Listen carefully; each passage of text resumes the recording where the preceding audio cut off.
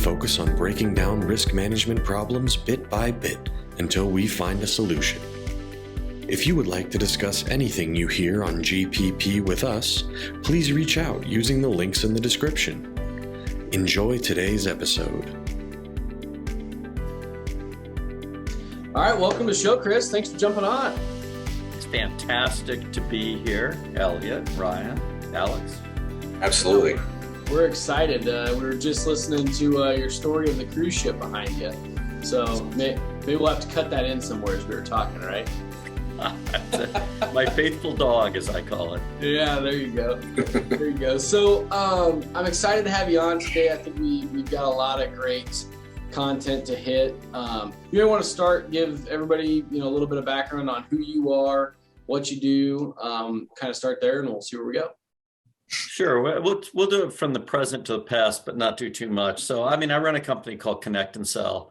I never thought I'd be in this business. When I was first introduced to the company, I told the guy, do you know what the phrase wholly uninterested means? And then 5 minutes after meeting Sean McLaren, the founder, I joined the company. Now, he did point out that they might not be hiring, but I pointed out that America is a free country and I can work for whomever I want. So we had that little discussion and then I joined up. I've been here for 11 years, been CEO for, 8 and change. And I come out of a very unusual world for this kind of thing. I'm a physicist, mathematician by background and training. And that is, a little closer to the actuarial side of your industry than it is to the sales side. Yeah. And in fact, I do believe I did well, very well in a math contest put on by the National Society of Actuaries. And it's called the National Math Contest back in the day. And that's kind of my background. I never intended to be in business. I just didn't, but I loved business as a kid. I loved reading about it. My dad was getting his MBA and the house was full of books. So I was reading like Peter Drucker when I was 8 years old. Oh, wow. And, I didn't know better, right? You live out in the desert. You got nothing to, it's like you're either going to be out with the animals or you're going to be getting lost and getting bitten by rattlesnakes, or you're in the air conditioning reading. I spent a lot of time reading, and business books were what was around the house. And I guess it must have gone into me somewhere because it came back out eventually. And, I started working for companies and then starting companies. And as more than one person has said, you have no choice but to start companies because you are an intolerable employee. Yeah. You've got to work for yourself. That's awesome. That's awesome. So just talk a little bit about what ConnectAndSell is first, the weapon of market dominance, as you very clearly describe it. But I think that'll be a good spot to kind of start because it is a very powerful weapon. And I think everybody should know about what you guys are doing. Sure, thanks. Yeah, ConnectAndSell is super simple. It solves this one problem, which is it's really hard to get live conversations with decision makers nowadays. It's just hard. I don't care how you try to do it, right? You send them an email, they'll set something up, maybe not, probably not. They're not even going to read your email. They're just going to delete it. And if you call them on the phone, you're going to go to voicemail 22 times in a row. And what fun is that, right? So ConnectAndSell solves that problem of letting you just push a button, wait a little bit, talk to somebody on your list. So it's an effortless way of having conversations. Those conversations may or may not be great. Somebody once asked me, I think it was Steve Richard once asked me before a conference, what do you guys really do? I said, we amplify suck. So we're pretty sure that we have amplified our share of suck over time, but we've also amplified a little greatness here and there. And, we actually also teach people how to talk on the phone because we finally gave up listening to all the suck and we decided, okay, we probably heard more conversations than anybody else. My own team has 85,000 conversations a year with VPs of sales. So we kind of had to get good at it ourselves. And we decided to pass that along and offer this thing called Flight School. That's why my little shirt here says Flight School on it. So, well, and you're getting as close as you can in sales to the almighty and being able to provide people more time. Yeah. Right. I mean, that's also, you do the quick math on how fast your fingers can dial the phone, or even click to dial. You still can't do it 7 times in a row. And, the amount that you can get done with Connect and Sell in such a short period of time is miraculous. Yeah. When we are ourselves cold calling people, our reps in the middle of their script says, I believe we've discovered a breakthrough that completely eliminates the waste and the frustration that keeps your best sales reps from being effective on the phone or even using the phone at all. And really what we're doing is selling time. Selling time is precious. Yep. And phone time is a waste. And so we absorb all the phone time, and we do it through a magic thing called technology plus people, which is, most people would say you have to do it just with technology, but I'm a huge believer. I think because of my background in math and psychology, I believe there's always things that a machine and a human being can do together that neither can do as well or as efficiently alone. Mm-hmm. So we combine them. The psychology of the sales rep, I mean, it takes, you probably know some of the science behind this. I don't. But I'll just tell you what I've witnessed. And that is, it takes a long time. You have to endure a lot more suck to get to your next yes. And so people are just beat down, right? You do it the old fashioned way. You have a great conversation, and then you spend 2 weeks getting 32 no's, and you're like, when am I going to get the next yes? When with Connect and Sell, you might get the next yes this afternoon, and it keeps that momentum going. It keeps them in the right mindset and minimizes the time between the rejection. And it does wonders from that standpoint as well. Yeah. I mean, I think a lot of sales comes down to kind of neurotransmitter chemistry in the body, the brain of the rep. If your serotonin levels are high, you feel good, you feel confident, you feel kind of dominant, and you can afford to be somebody's peer. If they're low, a little harder. And every time that you get a no, or you waste time, you get frustrated. Frustration actually is even worse than the no's. Like when you're just dialing and navigating phone systems and going nowhere, you just start to get frustrated. Yeah. And frustration lowers serotonin levels very quickly. The dopamine jolt that you get just from getting a conversation and then maybe getting a yes brings them back up. And you've got to play in that cycle. You're working within your own neurochemistry as a salesperson as the primary milieu. That's not secondary. That is the world, and people can sense it. They can feel it. They can smell it. It's in your voice, and you cannot hide it unless you're a psychopath. Yeah, that's true. Yeah. That's true. Well, and I think just the repetition that Connect and Sell allows you to do too. I mean, you think of Ryan's example, you might get somebody on the phone and maybe you botched the conversation. You didn't follow your script, you just screwed it up.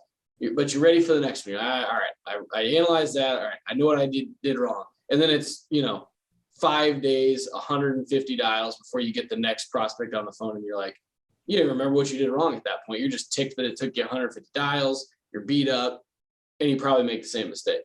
But with Connect and Sell, to Ryan's point, it allows you to you make that mistake, but in another 4 minutes, you're going to have another phone conversation that you can correct the mistake, and get better.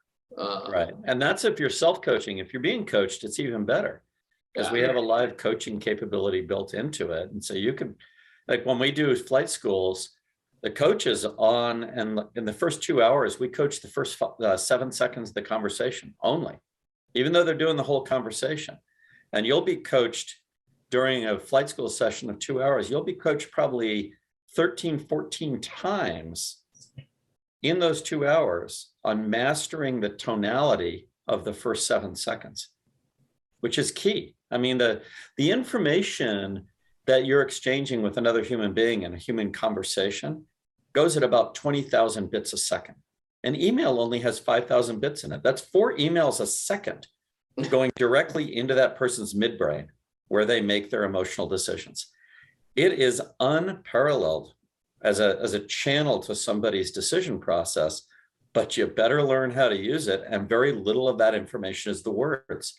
The bulk of the information is the tonality that carries the emotions, that helps somebody decide if they trust you or not. So it's a big deal. And, you know, your show, the title of your show, Getting Past the Premium, the generic version of that is, you know, it's getting past the price, right? It's like in sales, how do you get past this commoditized notion that it's just a bag of coffee beans? Well, even a bag of coffee beans, we had somebody over for dinner the other night. They roast coffee beans very specifically. I now have a trusted advisor in the coffee bean roasting business over there on Marrowstone Island. I can't look another coffee bean in the eye anymore. You know, I got to go get them from the folks over at Sound Living. What a great name, by the way, Sound Living for coffee beans. It doesn't matter what you're selling. You are ultimately selling trust, and you have 7 seconds to get it. And that's just it. And so now the question is, well, you're going to do it or not? And the answer is, you're probably going to have to be coached from where you are to being a master of trust in 7 seconds. Yeah, so totally agree with that. Let's dive into the tonality, or that 7 seconds, because I know just being engaged with you guys that you talk a lot about that. Let's dive into that a little bit further. If you're the coach for an advisor, for somebody calling, what are you coaching them on in that first 7 seconds, or that tonality that you're referring to? Yeah, great question. Well, first, you've got to recognize the situation. When you call somebody and they answer the phone, they made a mistake, right? If they'd known it was you, they wouldn't have answered. Yeah. You got to you got to get that into your head, in your heart. So is that good or bad? Well, it turns out it's great. It turns out that's actually the secret to the success of the cold call, is that this other person doesn't want to be on the call. So now you know their motivation. They want to get off this call with their self-image intact. And their emotional state is fear. They're afraid of you for a very deep reason, which is you are an invisible stranger who just ambushed them. And people have a deep, deep fear of invisible strangers. They're the people from across the river. They're not nice. We don't talk to them. They eat funny food. They paint their faces horizontally. We all know vertical face paint is civilized, right? Bone in the nose. Are you kidding me? Bones in the ears, right? And when they're invisible, it's nighttime. That's why they're invisible. And they're here and they're strangers. It's our village. Why are they here? Probably not bringing us a Bud Light. So there are deep, deep human issues around. Do you hear that, Elliot? I did. It's the wrong flavor, Chris. Wrong flavor. I mean, the right flavor, but it's the wrong, you know, we have a constant competition internally. So just. That's cool. Well, so this is the setup. So then the question is, well, what do you do with that? So I asked Chris Voss once. I was just fortunate enough to be sitting with him at a dinner event. And I asked him, how long do we have to get trust in a cold call? And he says 7 seconds. I thought, wow, that's pretty definite. And I said, well, our research says 8 seconds. He says, your research is wrong. It's 7 seconds. Okay. So what do we have to do in those 7 seconds? And he smiles. He goes, oh, that's easy.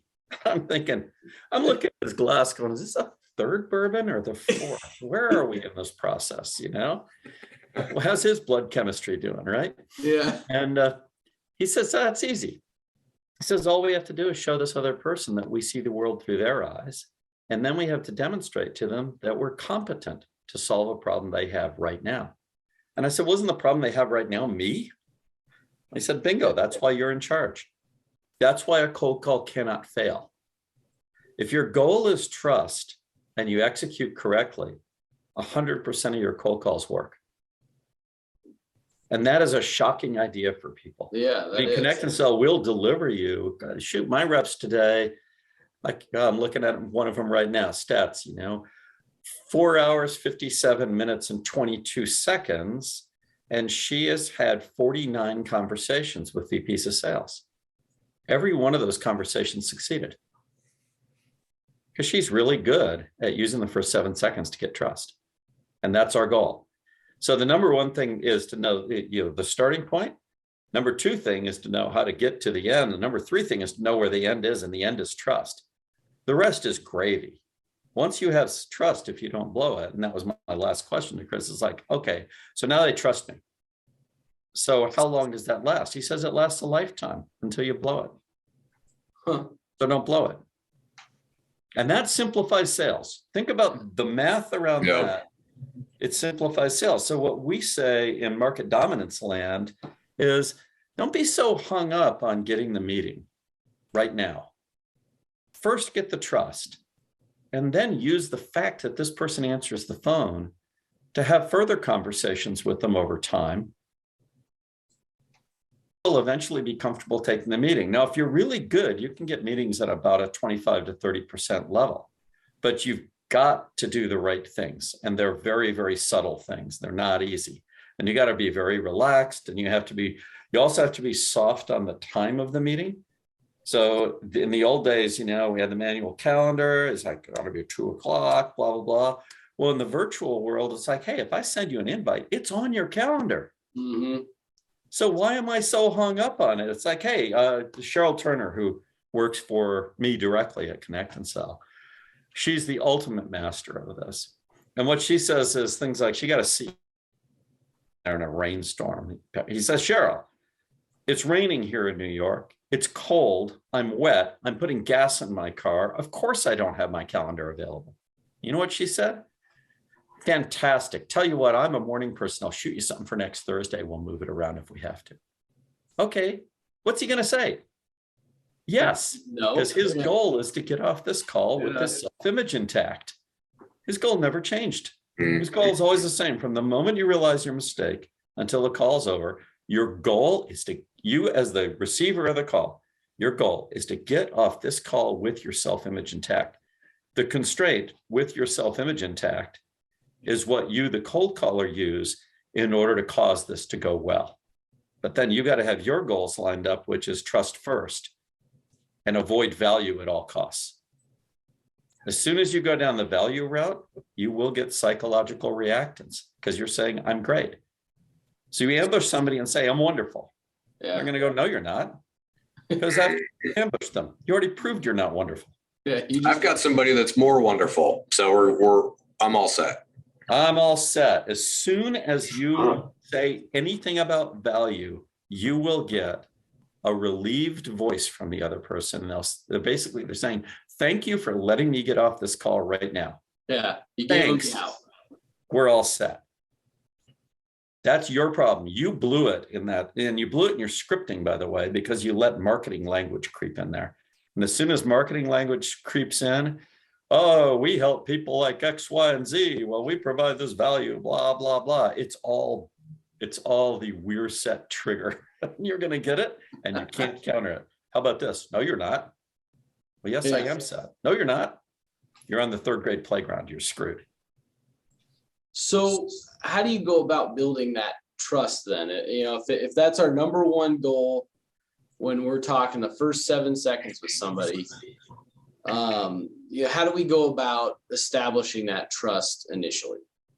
Well, step one is we've got to show them we see the world through their eyes. So one way to do it, we teach this way. There's probably 1,000 of these, but we stumbled on this one. One of our reps was doing this, and he was so effective through the whole sales process. It's like, how can he be so good? He's not that good. So it's like, well, it turned out it was the first 7 seconds. So we teach people to say this, and it's really hard to do, is to say, and if you can read their name fast enough, it's okay. But if you can't, you've got to stay away from their name. But if you can read their name fast enough, I'd say, Ryan, I know I'm an interruption. I have 27 seconds, tell you why I called. First 7 seconds, I see the world through your eyes. I know I'm an interruption. I'm a bad thing, right? That's number one. I have to throw myself under the bus before you can. Number two is I have to offer a solution to the problem. And the problem is me. Can I have 27 seconds, tell you why I called? Little chuckle in there. We know it's awkward. Awkward is funny. Funny is good. Let's just go there. Can I have 27 seconds, tell you why I called? And his voice goes up twice. So the hard part about this is, one, we don't want to be a bad thing. Our mommies told us not to be a bad thing. We have a baby in the family now, not Helen and I directly, but her daughter. You know, we're beyond that. And although one should try.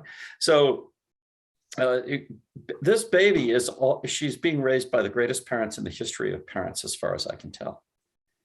Does she still occasionally hear no? You bet. Does she sometimes get that feeling that she's a bad thing? Maybe. I don't know. They're so perfect. Maybe not. But as children, we are raised to not be the bad thing. It's reinforced tens of thousands of times by the time we're adults. So here we are cold calling someone. And the first thing we have to do is not admit, but agree with what the other party already thinks, which is we're a bad thing. So here's how you blow it. You say, I know I'm a bit of an interruption. Oh, I know that I'm interrupting your day. You're not interrupting their day. Their day's not sitting over there in the corner. Oh, what'd you do? I was reading a book. And their day doesn't exist. It's not a person. It's them. Yeah. And you are the problem. I know I'm an interruption. I know it. I'm not thinking it. I know it. And by the way, you know it too. And so we're already in agreement. I see the world through your eyes.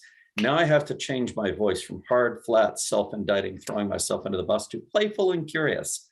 Is this easy? No, it's not easy. Chris Voss, he imitated me perfectly. The first time he asked me to do this, he goes, oh yeah, you use this voice, and then you use this playful, curious voice. Oh, Jesus, these FBI guys, right? Yeah. But it's that level of precision. You need to practice it. You need to believe it. You need to believe it's good to be bad, because you are bad. You're ambushing somebody, you know? Mm-hmm. Why are you doing it?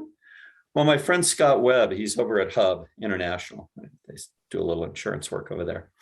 And he says, look, when I go to push that button with ConnectAndSell, I imagine myself reaching out and slamming my fist in the middle of somebody's chest to keep them from walking in front of a speeding bus. I'm saving their life. Yeah. That's my mindset. Scott Webb's appointment setting rate since September 15th last year, when he told me that, he called me up and said, I'm going to change my mindset. It's been 100%. 100% of his conversations have resulted in appointments. How's that possible? It's mindset plus technique, and it shows us what can be done.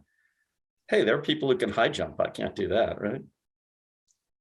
Yeah. That's crazy. Yeah, that's insane. So, and I think I've heard you talk about this maybe on your podcast or whatnot, but what's the significance of the 27 seconds? Well, for one thing, it's a funny number. Yeah. So Chris Voss, he teaches us this, that use odd numbers because odd numbers are precise and they make somebody pay attention and you get credibility. You're an expert. Only an expert would choose a weird number. Yeah. And you, at this point, you're not trying to fudge anything, right? You're making a very, very specific. It's actually a funny thing because when you say, can I have 27 seconds, tell you why I called? That playful, curious, you're asking a question of fact. You're not asking for permission. Notice you didn't ask, may I have 27 seconds? It's can. Now, we all know the answer. Of course you can. Yeah, it's right? 27 seconds. It's just, you didn't answer the phone if you don't have 27 seconds, but now we have a purpose. I, as the receiver of the call, have my purpose. In 27 seconds, I get off this call with my self-image intact. Hooray! You've made an offer I can't refuse, right? Now the burden falls on me, the cold caller, to do something with those 27 seconds. 27, we've tested a whole bunch of things. And in English, it's very easy to say 27. The sounds actually, it's like the opposite of a tongue twister. 27. Yeah. There are no consecutive sounds that repeat in 27. Every phoneme is unique and builds from the mouth shape of the previous phoneme. So it's like a, you know, I don't know. It's like bowling with bumpers on the, you know, on the gutters, right? You can't miss with 27 seconds. No matter how klutzy you are, you still can't roll a gutter ball with 27 seconds. I've never used that before. I used to be a very serious bowler when I was young. So anyway, I kind of like that one. So that's what we use 27 seconds. And then it's very specific. to tell you why I called. We now have a purpose, and it's unitary. It's just one thing. Tell you why I called. Okay, well, you made a promise at that point. Probably be a good idea to keep the promise. So now you can tell them why you called. You have an objective to accomplish in 27 seconds. Exactly. It takes 17. I'll do ours again. Ours is super simple, right? So if you said, Ryan, you say yes to me. Yeah, go ahead. Ryan, thank you. Ryan, I believe we've discovered a breakthrough. Now notice how I hit I believe. I believe, very hard on the I, then very soft in the middle. We've discovered a breakthrough. Soft in the middle because I want you to lean in and listen, and I want you to listen to the word discovered, we. Because you're going to be curious about who's we, and discovered is innocent. It's a discovery. We found it. We're not saying we're great, just found it. Mm-hmm. And notice that I becomes we. So I throw the ego out. Once I bring it in, I turn around and trash it immediately. So get the ego in to make you listen. I believe that's like, I call it like turning your head at a party, you turn your head toward the door, everybody looks at the door. It's that. Yeah. Right? It's saying this is something important. And then you fairly softly say, we've discovered, and then you hammer the word breakthrough. I believe we've discovered a breakthrough. Now the breakthrough is going to be in a story. And now we're in a storytelling mode because we're kind of screwed at this point. This is what I call the high wire act.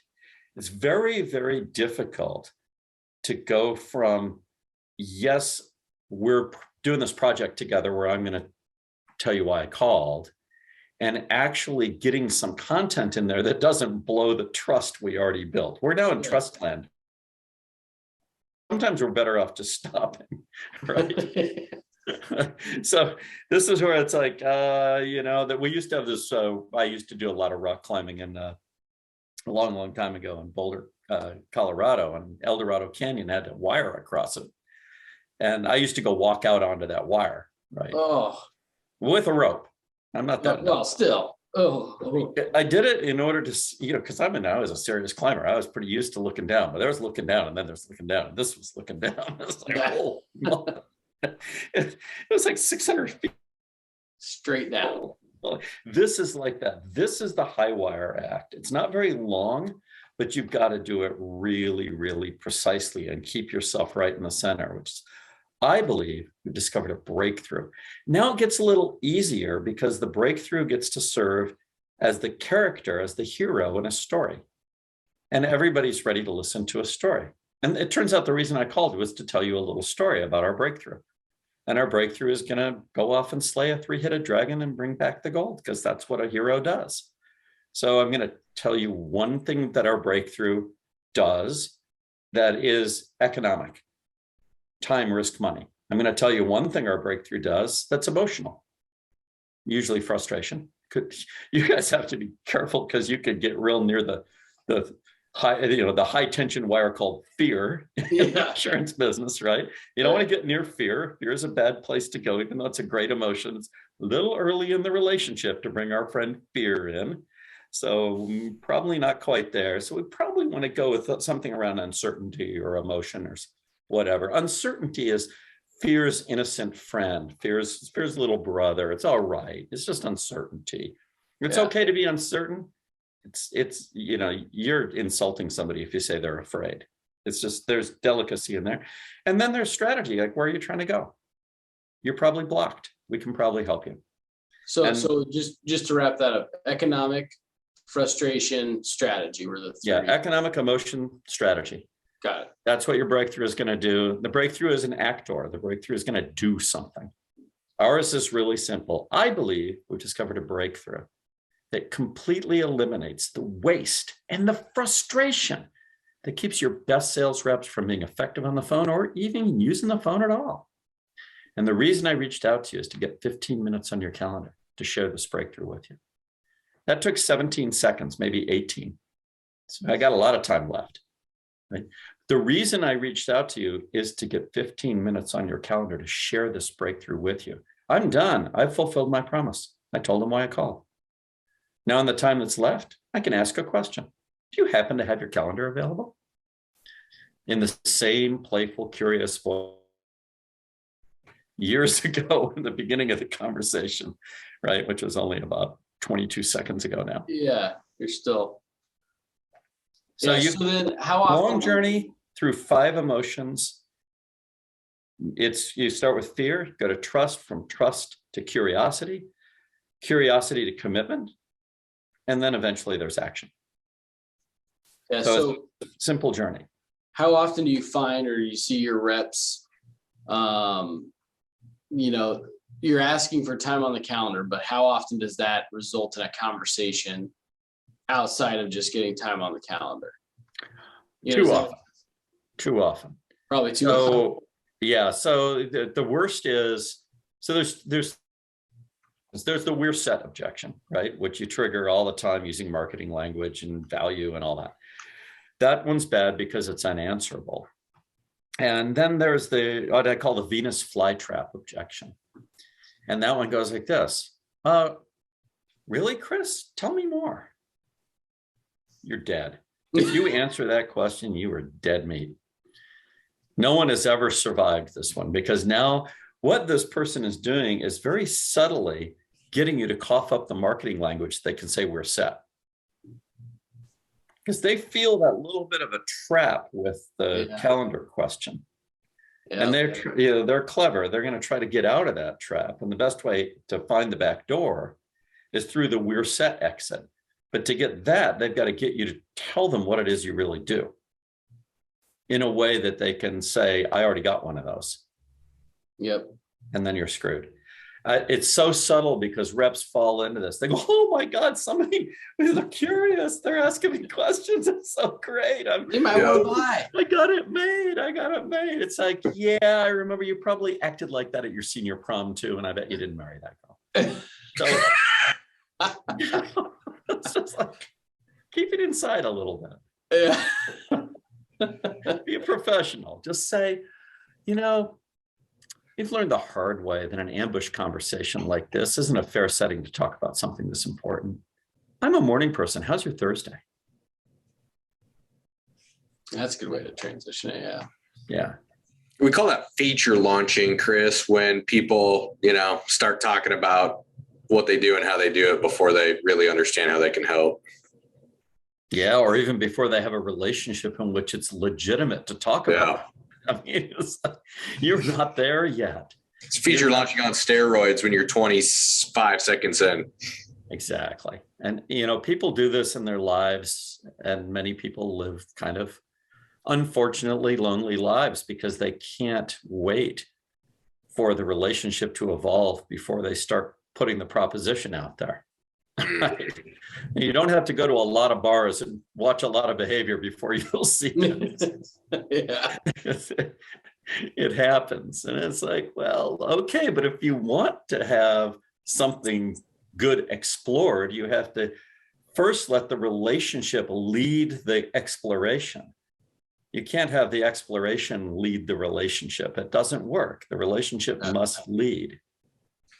You just can't wait to, look like Rooster, cut your hair and have that mustache like in the new Top Gun movie and try out those new lines at your local establishment. Hey, no spoilers. No spoilers, please. Yeah, I don't know. I haven't seen that movie. I happen to be at a walk for the original movie, but yeah. Turns out there's a special way to walk as a Navy fighter pilot. I didn't know that. Yeah. Can't say that I did either. But another thing, so just, and probably the last question I'd have, Chris, because I think this is something very unique that you guys do as well, that I do think our audience could think about in their own sales process, but your test drive. I think that's a very unique piece of your sales process that goes to building the relationship, showing the value of the product, all of those different things. But I think it goes deeper than that. And the reason why you approach it that way, maybe talk through your thought process on the test drive a little bit. Sure. Yeah, we do this thing called an intensive test drive. It is intensive. It's not a demo. Yeah. It's like you're in the seat. It is that Top Gun thing. We're actually going to put you in the seat. We're going to fly the airplane. We're going to shoot at some stuff and see what happens. That's what's going to happen. Do we expect you to do well? No, except you're going to have the experience. Like, what is it like to go this fast? Well, what is it like? Well, first, it's scary. Okay, now we're going to get past that. Second, it's kind of interesting. Okay, that's good. Third, hey, wait, it's sort of fun. And that's what we're really seeking in the test drive, is an emotional journey from apprehension, because anybody should be apprehensive about something like that, to the other end, which is that's fun. And then, I could imagine. And then that's where we want to get to, is where, imagination is about doing something together in the future. And we don't have an opinion about the outcome of test drives. It's not in a sense, what we have to resist at ConnectAndSell is turning the test drive into a step in a sales process with a presupposed outcome. Yeah. That's the hard part, because reps want presupposed outcomes. And the key to our test drive process is innocence. We're just doing this together. Let's just see what happens. Let's have an experience. Let's get some facts, and let's make a decision, a go, no go, now, maybe not, never, whatever, based on facts rather than a bunch of words. And that's what it's about. I think almost every business can construct an experience whose purpose is to allow somebody to do something with you that is unusual, that's based on your expertise and capability, and that they can walk away with value even if they never do business with you, which is the key. The whole test drive design process is you're going to get to walk away with value even if we further together. And we analyze, understand, get feedback on that value from that product. And the value is not that it's a stepping stone to a deal. Totally. Yeah, I agree. I think, and I would challenge everybody to think about that on the call, is how can you create that experience similar to what Chris is describing in their test drive? Because and he's right in that there's no expectation coming out of it. There is no presupposed outcome, because you're going to learn how the system works, what it can do. And regardless of whether you set any meetings or not, because you're live, you're trying to set meetings. Yep. Regardless of whether you do or not, you can very quickly understand how ConnectAndSell could either benefit you, or maybe it's just not right for you, but you're going to quickly figure that out. And I think that's the same thing for any of the products, services, the solutions that we're selling to clients, is if we can figure that out, what is that experience that we bring them along in, we're going to have a better client relationship, because you're going to weed out the ones that are bad relationships for you long-term. You're going to find the ones that really buy into how you approach whatever you're doing, whatever you're selling. Exactly. And you're going to create fans who are not customers, and that's fine. Why not, right? It's marketing. So it's marketing and sales put together in one. We're big believers that sales techniques, sales actions are at the core of great marketing. That marketing's purpose is to condition the market, and sales purpose is to go on a path to a transaction. And the question is, how much of one can you get to drive the other? Well, marketing is supposed to be driving sales, but I actually think if you set it up very carefully, sales actions drive awareness. They condition the market because people talk to other people. Totally. Awesome. Well, I think we're coming up on time here, Chris. That was very. There's a lot of good nuggets in that episode. I hope everybody has written down some notes that came out of that, because Chris is delivering some gold. So thanks for being on. Thanks for your time. I know you're a busy guy, and we appreciate it. All right. Well, thanks, thanks, Elliot. Chris. Thanks, Ryan, and thanks for doing the ConnectAndSell thing. That's exciting to us. We're enjoying it. We've been frustrated for a long time with your industry, and you guys are shining stars. Well, we appreciate that. We try to. Absolutely. Take care, Chris. All right. Thanks. Bye-bye. Thank you for tuning in to Getting Past the Premium. We are excited to continue breaking down barriers and finding solutions together. If you would like to reach out regarding anything you heard in today's episode, find links and contact info in the description. Until next time, have a great day, and let's continue getting past the premium.